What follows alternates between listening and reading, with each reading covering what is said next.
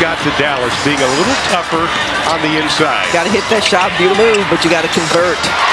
But of course, I want to see Caitlin treated dumb fairly and appropriately in the league. I would say seems like she can take care of herself. She's a tough player. I think it may be lost on some people who are new to basketball in terms of a little bit of the controversy in the WNBA is her right to a peaceful workplace, a non-hostile work environment. Are those rights being violated by the WNBA? The bombshell that just dropped in the basketball world has NBA Commissioner Adam Silver seeing red. And frankly, it's about time someone in a position of power finally said what millions of fans have been screaming for months. But this isn't just about bad officiating anymore. We're now talking about federal investigations, civil rights violations, and potential congressional probes that could tear apart the entire WNBA structure. The Wall Street Journal in this article is calling, or at least saying out loud, that maybe Caitlin Clark's civil rights are actually being violated. A former White House official just dropped an absolute nuclear bomb, claiming that the WNBA's treatment of Caitlin Clark violates her civil rights and demanding a federal investigation.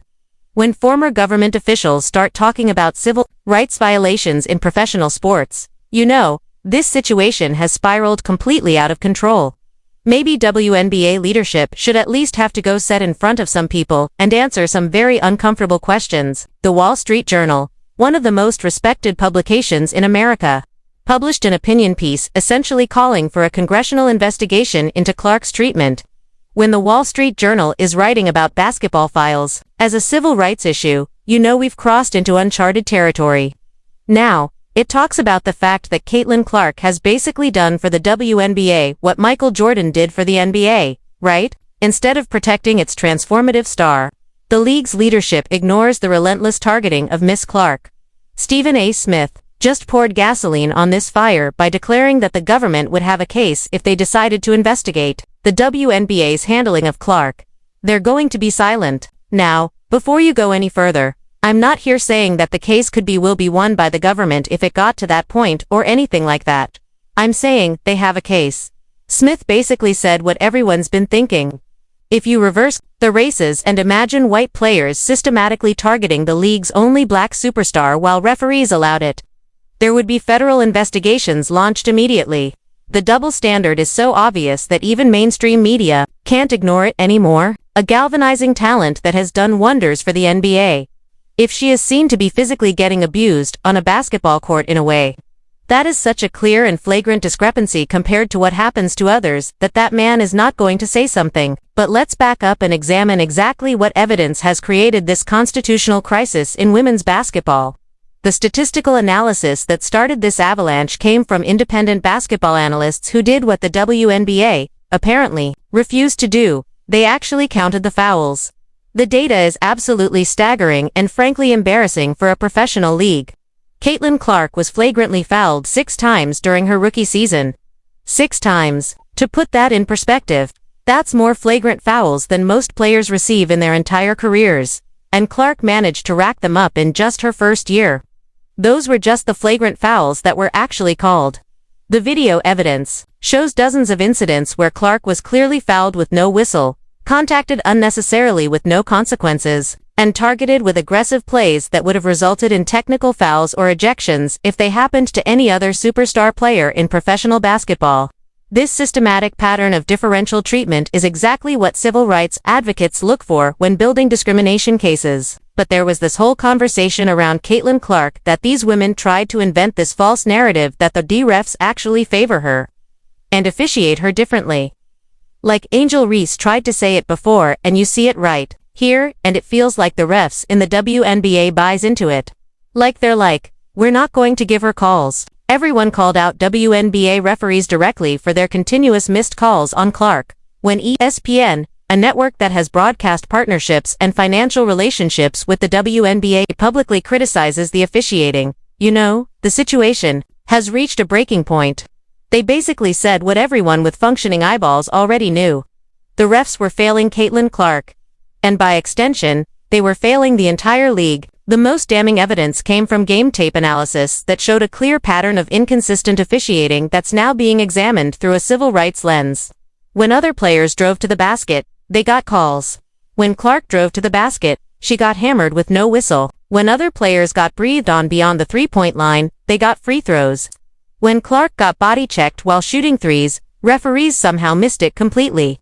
The bias was so obvious that even casual fans started creating compilation videos showing the disparity. It's insane. And none of that was called. Finally, at the end of the one play, they called the foul because it was like indisputable. I mean, she got whacked on the arm and then gets hit to the ground. But they weren't going to call any of the other fouls leading up to it. I mean, this is what Caitlin Clark is dealing with. Here's the smoking gun evidence that has civil rights lawyers salivating. Clark's teammate, Sophie Cunningham, went on record saying the star player of the league is not being protected. It was just part of the game. I think the refs had a lot to do with that. It was a build-up for a couple years now, of them just not protecting, the star player of the WNBA. And so, at the end of the day, I'm going to protect my teammates. That's what I do. And I'm a team player.